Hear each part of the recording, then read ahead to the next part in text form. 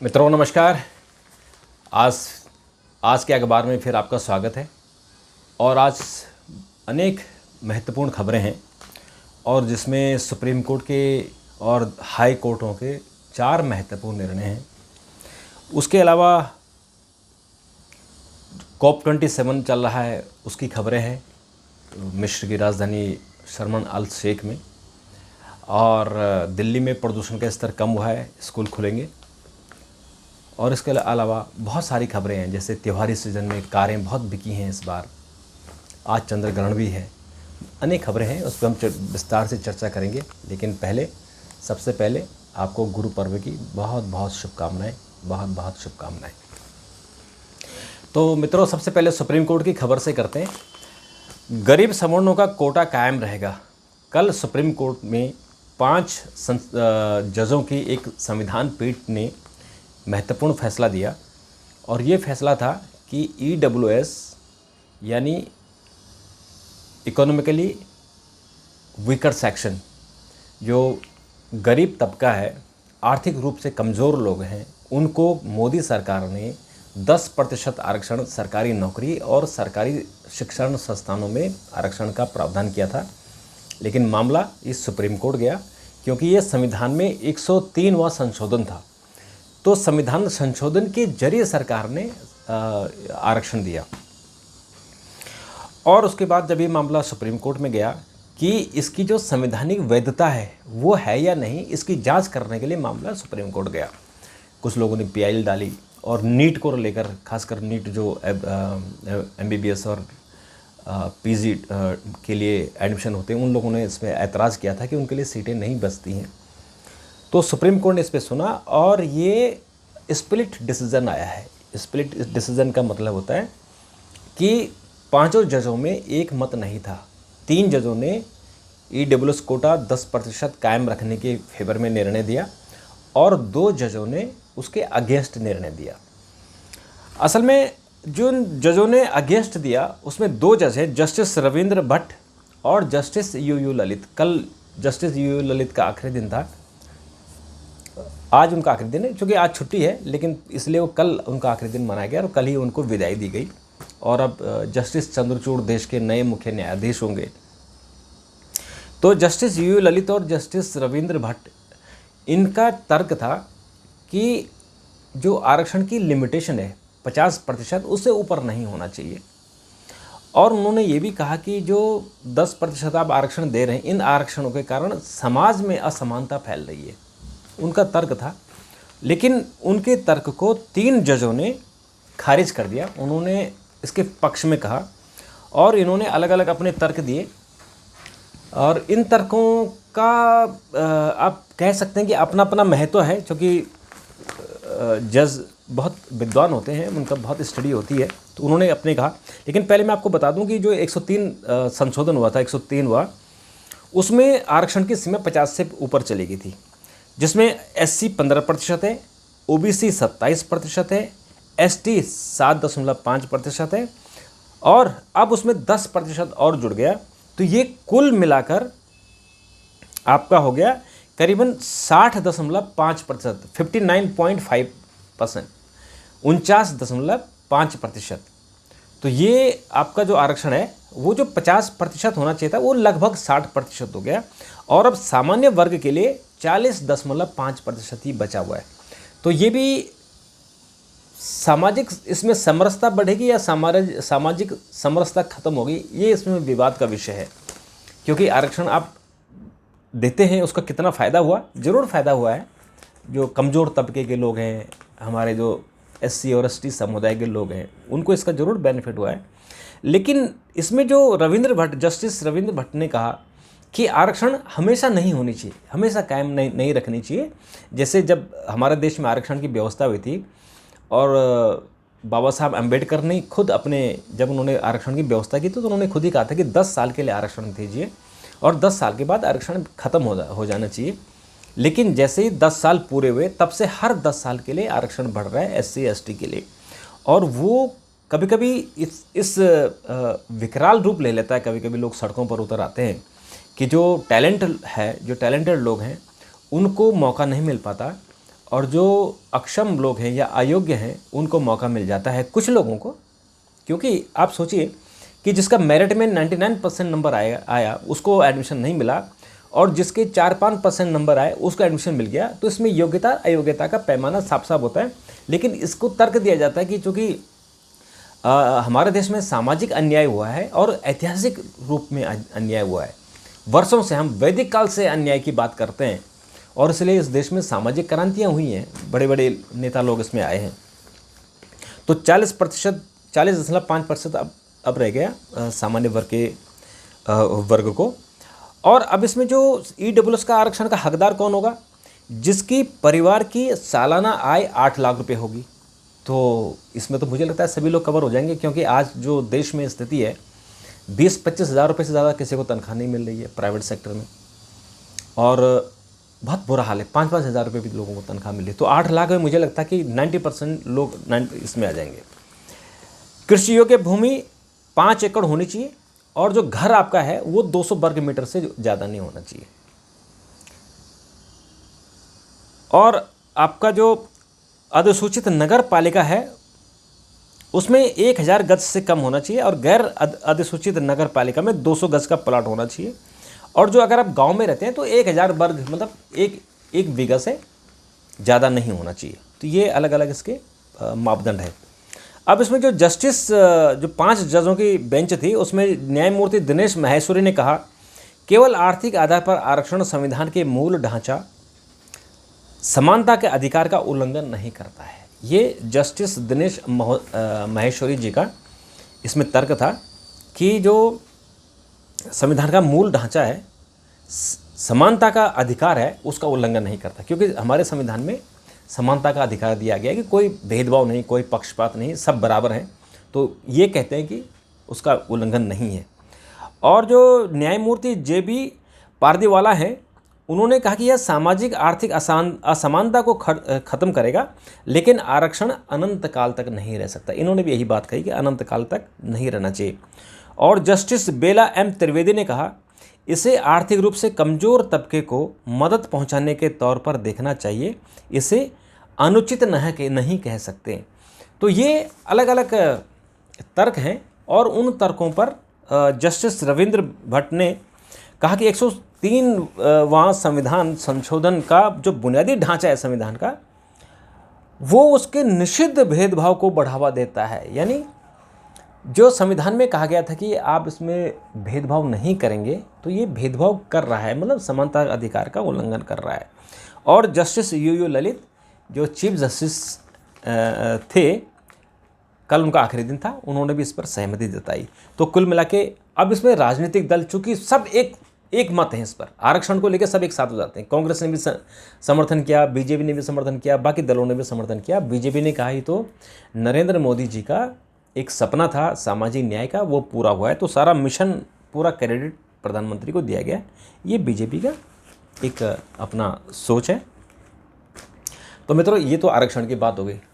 जो दूसरा और सबसे महत्वपूर्ण जो माहौल है, सुप्रीम कोर्ट ने एक महत्वपूर्ण फैसले में छावला गैंग रेप में एक 19 वर्षीय बच्ची का, जिसको ब्रूटली, बहुत ही निर्दयता से, जो जैसे निर्भया का केस हुआ था उसी तरह का एक केस हुआ था, और उसमें 3 जो दोषी थे जिनको निचले कोर्ट ने और दिल्ली हाई कोर्ट ने मौत की सज़ा सुनाई थी, उसको सुप्रीम कोर्ट ने एक महत्वपूर्ण फैसले में छावला गैंग रेप की शिकार एक बालिका, 19 वर्षीय बालिका के 3 दोषियों को, जिनको मौत की सज़ा हो चुकी थी, उनको बरी कर दिया। सुप्रीम कोर्ट का ये फैसला दिल दहलाने वाला है। कल इस फैसले से पूरा दिल्ली में एक चर्चा का विषय थी, केवल दिल्ली में नहीं, पूरे देश में और पूरा उत्तराखंड में इसमें चर्चा हुई कि क्या सुप्रीम कोर्ट, इतना बड़ा न्यायालय जिस पर पूरी देश की आस्था है, न्याय व्यवस्था पर आस्था है, उन्होंने, जिनको लोअर कोर्ट ने, जो ट्रायल कोर्ट था उसने भी मौत की सज़ा दी थी, और जो दिल्ली हाई कोर्ट ने उसने भी मौत की सज़ा दी थी, लेकिन सुप्रीम कोर्ट ने उनको छोड़ कैसे दिया। मित्रों, ये ये जो घटना घटी थी दिल्ली में, ये 2012 की घटना है, 9 फरवरी की। और ये ऐसी घटना है कि जिसने पूरी दिल्ली को हिला दिया था, क्योंकि दिसंबर में 2010 में निर्भया कांड हुआ था। उस कांड ने पूरे देश को हिला दिया था और उस कांड में देश का हर नागरिक शामिल हुआ था, चाहे उसमें जितने बड़े उसके हर समाज के लोगों ने, युवाओं ने, बुजुर्गों ने, सब लोगों ने इसमें भागीदारी की थी और सरकार पर और कोर्ट पर प्रेशर बनाया और उनको मौत की सज़ा हुई।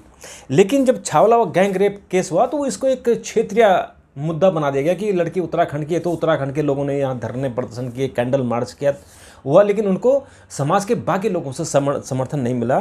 और 2012 से 9 फरवरी का ये केस था और जब ये मामला ट्रायल कोर्ट में गया, कोर्ट ने तो उसको दो साल बाद ही इनको मौत की सज़ा सुना दी थी। लेकिन उसके बाद हाई कोर्ट में मामला गया, थोड़ा लंबा खिंचा और उन्होंने इनको जो लोअर कोर्ट का फैसला था उसको जारी रखा। और सुप्रीम कोर्ट में जब ये फैसला आया तो सुप्रीम कोर्ट ने 3 जजों की बेंच ने एक मत से सहमति से हाई कोर्ट के फैसले को पलट दिया।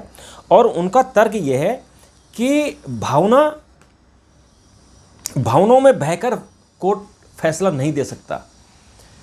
तो सवाल है कि क्या उस बच्ची को, जो 19 साल की बच्ची थी, वो गुड़गांव से अपना नौकरी करके घर आ रही थी और उसको 3 लोगों ने किडनैप किया, उसे हरियाणा ले गए, उसके साथ ब्रूटली की, उसके साथ इतनी निर्दयता की, सारी हदें पार कर दी थी, उसके आंखों में एसिड डाला, उसके गुप्तांग में शराब की बोतल डाली और उसको तड़प कर उन्होंने मारा। और ये ऐसा केस है कि मुझे लगता है कि इस समाज का, केवल हिंदुस्तान का नहीं, कुछ समाज के आंखों में आंसू नहीं आए होंगे। जैसे निर्भया वाला केस हुआ, ऐसे ही ये केस छावला का केस था। और आज इसको जिस तरह से छोड़ा गया सुप्रीम कोर्ट ने, वो बहुत ही दुर्दांत, इस केस का ये दुर्दांत केस था। और इसको 3 लोगों को जो छोड़ दिया गया। कल आप देखिए कि जैसे सुप्रीम कोर्ट का फैसला आया तो उसकी माँ और पिता दोनों रोने लगे और दोनों सड़कों पर लेट गए, बेहोशी की हालत में थे। हालांकि जो उत्तराखंड के कुछ वकील हैं उन्होंने कहा कि हम इस पर एक पुनर्याचिका दायर करेंगे, लेकिन सवाल है कि सुप्रीम कोर्ट में एक रूल है कि पुनर्याचिका उसी कोर्ट को जाती है जिस कोर्ट ने डिसीजन दिया है। तो जिन जजों ने डिसीजन दे दिया है वो अपना फैसला कैसे बदलेंगे, क्योंकि यहाँ ईगो प्रॉब्लम भी होती है। अब उसमें कोर्ट ने दिल्ली पुलिस को बहुत फटकार लगाई, ट्रायल कोर्ट की भी बहुत आलोचना की और उन्होंने कहा कि दिल्ली पुलिस ने इसमें ढंग से जांच नहीं की है। जबकि दिल्ली पुलिस ने सारे फोटोग्राफी से लेके, गवाहों से लेके सब कुछ किया, उसी बेस पे तो ट्रायल कोर्ट ने जजमेंट दिया था और हाई कोर्ट ने भी जजमेंट दिया था। लेकिन सुप्रीम कोर्ट को दिल्ली पुलिस की जांच पर विश्वास नहीं हुआ। और ये जो मामला था, ये आईपीसी की धारा 376(2), 302, 363 और 201 के तहत मामला दर्ज हुआ था और ये rarest of rare case Delhi police ने करार दिया था। और इसमें जो इन्होंने जो सुप्रीम कोर्ट ने सवाल उठाए कि एक तो पहचान की परेड नहीं हुई, तो जब लड़की मारी गई है तो पहचान कौन करेगा, ये मेरा तर्क है। साक्ष्य साबित नहीं हुए, वो 3 लोग थे, वो हरियाणा में ले गए और वो 3 और केवल लड़की एक थी, लड़की को उन्होंने मार दिया था। तो इसमें साक्ष्य साबित कैसे नहीं हुए, क्योंकि साक्ष्य तो जो पुलिस वालों ने जब इनको पकड़ा और इनकी जब इंट्रोगेशन की तो इन्होंने खुद ही बताया था, इन्होंने पूरी कहानी बताई थी कि उन्होंने उस लड़की के साथ क्या क्या किया और जो संदिग्ध सामग्री मिली। अब जब वो जहाँ लाश थी लड़की की रेवाड़ी में, तो इनका ये कहना था कि 3 दिन बाद वहाँ 3 दिन लोगों ने क्यों नहीं देखा। तो क्या कोई रूल है क्या कि 3 दिन पहले लोग देखेंगे और अगर 3 दिन बाद देखेंगे तो वो केस नहीं बनेगा। और ये कहा गया कि जो उस लड़के का बटुआ था, राहुल नाम का एक लड़का है, उसका बटुआ पड़ा था और एटीएम कार्ड और डीएल पैन कार्ड वगैरह वहाँ जो पड़े हुए थे वो भी, उन पर भी संदेह व्यक्त किया गया। शव किसी ने नहीं देखा। कार पर सवाल उठा कि वो कार क्या वही थी क्या, कार जो लाल रंग की कार जो छावला से लड़की को किडनैप किया था, क्या ये वही लड़की थी, क्या वही कार थी जिसको जो हरियाणा में पकड़ गई। तो इस तरह से इन्होंने सवाल उठाए और पुलिस ने जो अपनी चार्जशीट सबमिट की थी उसमें लिखा हुआ कि उन्होंने कैसी क्रूरता की थी। एसिड डाल दिया था, शराब की बोतलें ठूंस दी थी लड़की को। मतलब उन्होंने बोलते हुए भी हमारी ज़बान फिसल रही है कि ऐसे शब्दों का, ऐसे इतनी क्रूरता को कैसे हम बयान करें। और चूँकि वो हमारी उत्तराखंड की हमारी बेटी थी वो, इसलिए हमें गुस्सा भी है कि एक जो हमारा न्याय का मंदिर है उससे हमें बड़ी उम्मीद थी। लेकिन इसमें दोबारा से याचिका दर्ज होगी और इस याचिका में मुझे लगता है, मेरा पूरा विश्वास है कि कोर्ट इसमें दोबारा सुनेगा और दोषियों को उतनी ही क्रूरता से सज़ा देगा जिस क्रूरता से उन्होंने उस बच्ची के साथ क्रूरता की थी। और जैसे निर्भया केस के लोग कई सालों तक बचते रहे, ऐसे नहीं बचने चाहिए। तो मित्रों, इसके अलावा जो दिल्ली की और खबर है कि केंद्रीय जांच एजेंसी ने अदालत में अनुमति मांगी कि जो शराब कारोबारी हैं वो गवाह बनने को तैयार हैं। दिल्ली में जो शराब का घोटाला हुआ, जो 840 दुकानें खोली गई थी और वो शराब की नीति बदल दी गई थी और उसमें बड़े बड़े घोटाले हुए, तमाम चीज़ें उसमें सामने आई, केस दर्ज हुए। दिल्ली के उप मुख्यमंत्री मनीष सिसोदिया पर भी हैं, उसमें 3 लोग अरेस्ट है। तो वो कह रहे हैं कि वो सरकारी गवाह बनने को तैयार हैं, यानी उस मनीष सिसोदिया के खिलाफ गवाही देंगे, वो अरविंद केजरीवाल के खिलाफ गवाही देंगे। तो उसमें देखते हैं कि बंद कमरे में ये सुनवाई होगी और फिर उसमें सुप्रीम कोर्ट क्या इसमें फैसला देता है, ये देखने वाली बात होगी। दिल्ली में थोड़ा सा प्रदूषण कम हुआ है और जो grab system, graded response action plan, grade 4 लग गया था दिल्ली में, उसको घटाकर 3 कर दिया गया। तो अब कल से, जो कि आज छुट्टी, आज गुरु पर्व है, तो कल से स्कूल खुलेंगे। ट्विटर पर आजकल बहुत ड्रामा चल रहा है। नए मालिक एलन मस्क ने कहा कि वो $7.99 यानी $8 लेंगे ब्लू टिक के लिए। ये कितना बड़ा बिजनेस है कि करोड़ों लोगों से अगर $8 पर मंथ आएंगे तो एलन मस्क कितना बड़ा अमीर आदमी हो जाएगा। अमीर तो नंबर 1 है भी, कई गुना अमीर हो जाएगा। तो उसने कल, कुछ लोगों ने विरोध जताने के लिए अपने ट्विटर हैंडल को एलन मस्क का नाम दिया और फिर उस पर ट्वीट के लिए खूब मजाक उड़ाया। तो उसने कहा कि यार पैरोडी करेंगे तो ट्विटर खाते बंद कर दिए जाएंगे। एक हमें याद है कि ऑस्ट्रेलिया का कि हिंदी का विद्वान है एडोल्फ, मुझे नाम याद नहीं आ रहा है, तो उसने भी एलन मस्क करके बड़े हिंदी में ही एक ट्वीट किया था और कहा था कि वामपंथियों को भी $8 देने पड़ेंगे। तो बड़ा उसका बहुत मजाक उड़ा था। और अभी एक जो कॉमेडियन हैं कैथी ग्रिफिन, इन्होंने भी मस्क अपना ट्विटर हैंडल का नाम दिया था, तो इनका खाता कल इन्होंने बंद कर दिया। एक बड़ी खबर है कि संजय भंडारी जो हथियार कारोबारी है, उसको ब्रिटेन की अदालत ने कल उसका प्रत्यर्पण करने की मंजूरी दे दी है। और इससे भंडारी को जब दिल्ली आएगा तो तब इस पर बहुत सारे लोग इसमें आएंगे और जो हथियार में जो जिनमें वाड्रा का भी नाम है, इन सब लोगों से पूछताछ होगी। तो तब फिर ये लोग आगे वो केस बढ़ेगा जो हथियार सौदेबाजी में जो कमीशन खोरी, दलाली हुई थी उसके बारे में, और आगे जांच हो पाएगी, उससे पता लग पाएगा।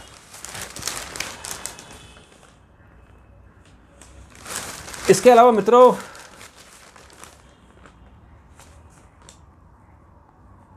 हिमाचल और गुजरात के चुनाव चरम पर हैं। हिमाचल में 10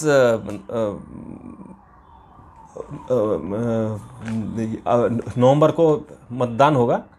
तो उसके लिए वहाँ पे इस समय सारी जो लीडरशिप है वो हिमाचल बैठी हुई है। कल वहाँ राजनाथ सिंह थे और बाकी लोग, प्रियंका गांधी थी। तो वहाँ पे सब कुछ, वहाँ पे इस समय बहुत गर्मा गर्मी चल रही है। और जैसे वहाँ कल बीजेपी ने अपना घोषणा पत्र जारी किया था, उसमें कहा था कि समान नागरिक संहिता लागू करेंगे, महिलाओं को 33% आरक्षण देंगे। और कल वहाँ आदित्यनाथ जी, योगी आदित्यनाथ भी कल वहाँ हिमाचल पहुँचे हुए थे, जेपी नड्डा भी वहीं थे। और केजरीवाल जी अपना पूरा फोकस इसमें गुजरात किए हुए हैं। और वो जो पुल हादसा हुआ था उसके लिए उन्होंने बड़ी बातें की वहाँ पे। और हिमाचल में 58 विधायकों की संपत्ति बढ़ी है। ये सामान्य सी बात है, वहाँ इस तरह की संपत्तियाँ बढ़ना, चुनाव जब होते हैं और कोई एमएलए बन जाता है तो एमएलए बनने के बाद उनकी जो आमदनी होती है वो लगातार बढ़ती रहती है। तिवारी मौसम में वाहन बिक्री 4 साल के शीर्ष स्तर पर पहुंची है। 2022 में कुल केवल एक महीने में 2 लाख से ज़्यादा का जो वाहन बिके हैं, 28 लाख वाहन बिके हैं। जो 2021 में 22 लाख बिके थे, 2020 में 26 लाख और 2019 में 27 लाख कार बिके थे और इस बार 28 लाख कारें बिकी हैं। तो ये मुझे लगता है कि जो थोड़ा सा सुधार हो रहा है अर्थव्यवस्था में, उस सुधार का नतीजा है। इस साल आखिरी चंद्र ग्रहण दिखेगा। आज चंद्र ग्रहण है और सूतक आज 2 बजे से शुरू हो जाएगा। अरुणाचल में सबसे पहले दिखाई देगा और ये इस साल का आखिरी है। उसके बाद फिर दिसंबर होगा, फिर जनवरी शुरू हो जाएगी। तो इसलिए इस चंद्र ग्रहण का ये आखिरी, इस साल का आखिरी है। इमरान खान पर हमले को लेके जो पाकिस्तान की शीर्ष अदालत है, सुप्रीम कोर्ट है, उन्होंने कहा कि 24 घंटे के अंदर मामला दर्ज हो, क्योंकि ये ऐसा जो सत्ताधारी दल है उनको लगता है कि वहाँ पे नाटक हो रहा है और वो केस दर्ज नहीं कर रहे थे। लेकिन अब कोर्ट ने कह दिया कि इसे फटाफट दर्ज करो और फिर मामला आगे बढ़ेगा। इसके अलावा मित्रों, दिल्ली में चुनाव की प्रक्रिया है नगर निगम की और उसके नामांकन आज से शुरू हो गए हैं। दिल्ली में 4 दिसंबर को चुनाव होंगे और 6 दिसंबर को परिणाम आएंगे। तो मित्रों, आज के लिए इतना ही। कल फिर आपसे मुलाकात होगी। आप देखते रहिए और अपने कमेंट भेजते रहिए। तब तक के लिए नमस्कार, थैंक यू, धन्यवाद।